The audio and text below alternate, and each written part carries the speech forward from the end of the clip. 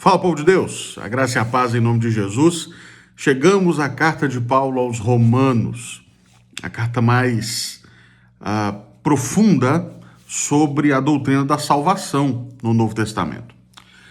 Eu não sei se podemos chamá-la de a carta mais teológica do Novo Testamento, porque o alvo dela é expor a doutrina da salvação. Diferente, por exemplo, da carta aos Efésios, que além da doutrina da salvação, fala muito da doutrina da igreja.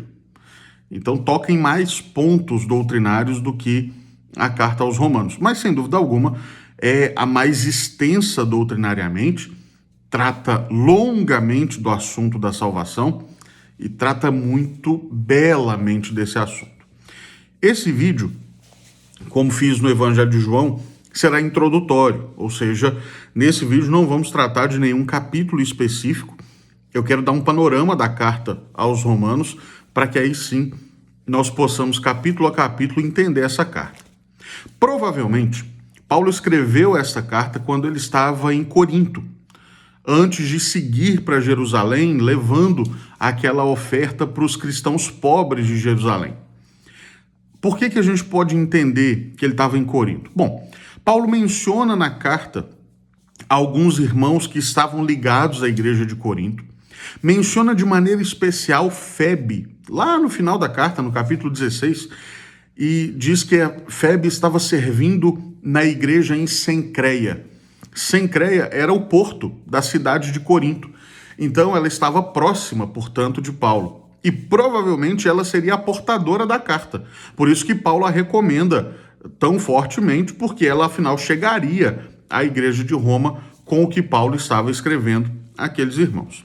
Bom, provavelmente a igreja de Roma foi fundada bem no início da era da igreja, digamos assim, a partir de Pentecostes, e Paulo desejava muito visitar essa igreja, visitar esses irmãos, mas não podia. Por diversos fatores ele era impedido e ele entendia que Deus estava nisso, que por Deus ele não havia conseguido ainda visitar aquela igreja, mas procura então escrever uma carta de modo a fortalecer a fé daqueles irmãos. A carta à igreja em Roma não é uma carta para tratar de problema, diferente das cartas aos Coríntios, ou aos Gálatas, ou mesmo aos Filipenses. A carta de Paulo aos Romanos é uma carta que visa fortalecimento e aperfeiçoamento. É uma carta que visa fundamentar bem os cristãos na doutrina da salvação e mostrar-lhes o que fazer com essa doutrina de maneira prática na sua caminhada de fé, na sua caminhada de vida cristã. Como que essa carta está estruturada? Bom, nós temos duas estruturas fundamentais. Nós estruturamos a carta em duas partes, primeiramente, entendendo que do capítulo 1 ao capítulo 11, nós temos a teoria, a teologia da carta, o aspecto teórico, e do capítulo 12 ao 16, o aspecto prático. É aquilo que nós chamamos de teologia de tarefa. O apóstolo Paulo explica os conceitos e então mostra como aplicá-los na caminhada da vida. Porque, afinal, a teologia precisa ser vivida, precisa ser experimentada. Não basta apenas que a teologia seja algo meramente teórico, dogmático. Não, ela precisa ser, de fato, experimentada. E Paulo traz isso nas suas cartas, na maior parte delas. Outra questão da estrutura é entender a carta como um todo dentro dos seus blocos temáticos. Como assim? Bom, no capítulo 1, do versículo 1 ao versículo 15, nós temos o primeiro bloco, que é um bloco de saudação. Paulo está, de certa maneira, se apresentando àquela igreja, afinal, ele não os conhecia pessoalmente, eles não o conheciam pessoalmente. Então ele se identifica, mostra como foi o seu chamado, que ele é chamado por Deus para ser apóstolo, verso 1 ao verso 7, ele declara isso muito bem. E mostra então o seu intenso desejo de estar com aqueles irmãos. No versículo 16 e do versículo 17 do capítulo 1, Paulo traz um resumo da carta. Ele sumariza a carta falando do poder do evangelho para salvar. E aí, do versículo 18 do capítulo 1 até o capítulo 3, no seu versículo de número 20, o apóstolo traz a situação da raça humana sem Cristo. Paulo mostra como a raça humana está caída, como a raça humana está em pecado. Mostra, do versículo 18 do capítulo 1 até o versículo 32, que os pagãos estão perdidos. Mostra no capítulo 2 que os judeus estão perdidos, portanto ele está dizendo, olha, está todo mundo no pecado. O pecado atingiu toda a raça humana. E isso ele faz no capítulo 3, resumindo, juntando todo mundo num pacote só, mostrando todos caíram, a uma se fizeram inúteis. Mostra como todos estão no pecado.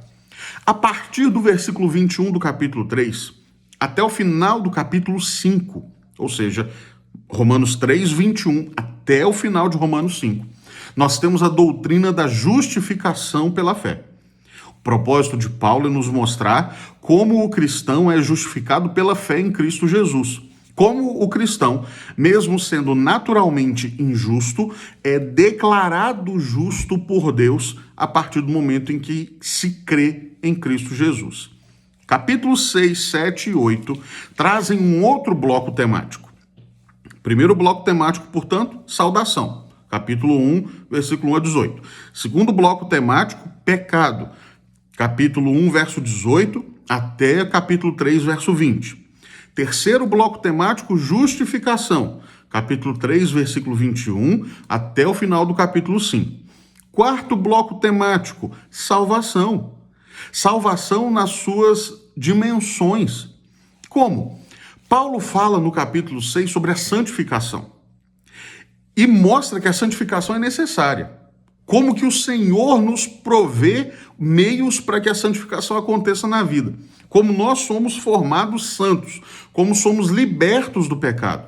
Mas mostra no capítulo 7 como a santificação é árdua. A santificação, portanto, é um ato de Deus em que ele nos separa para si e nos torna santos, mas é também uma ação nossa a partir do momento que somos chamados a viver em santidade. Mas é desafiador, e ele mostra isso no capítulo 7. Mas chega no capítulo 8, aquele que para mim é um dos capítulos mais extraordinários de toda a Bíblia, um dos mais lindos, um dos mais profundos, um dos mais extasiantes. Paulo mostra a salvação graciosa, extraordinária de Deus sendo aplicada ao nosso coração. E como nada nem ninguém pode nos separar desse amor salvador de Deus em Cristo Jesus. Paulo mostra como que essa salvação nos livra da condenação do pecado, nos livra da condenação eterna, nos livra da morte e como nós estamos agora salvos, seguros nas mãos do Senhor. Capítulos 9, 10 e 11 formam um outro bloco temático, que é a realização histórica da salvação.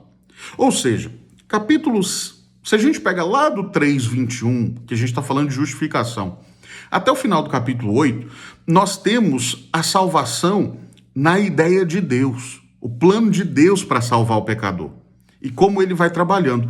No capítulo 9, 10 e 11, nós temos essa salvação realizada na história, como Deus é soberano em salvar, como Deus salva pecadores livremente, graciosamente, pelo seu divino poder, embora Deus tenha estabelecido meios.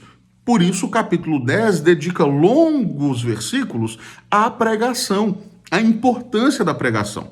É a salvação na sua realização histórica. Paulo encerra todo esse grande bloco doutrinário, do capítulo 1 até o capítulo 11, com um hino de adoração ao Senhor, uma doxologia, versículo 33 ao 36 do capítulo 11. Para, então, do capítulo 12 até o final, Paulo trazer a prática da vida cristã. Aí sim é um bloco só, porque são várias ideias juntas, vários temas trabalhados juntos, mas que todos se agrupam sob esse guarda-chuva. O que fazer a partir do momento que eu sou convertido?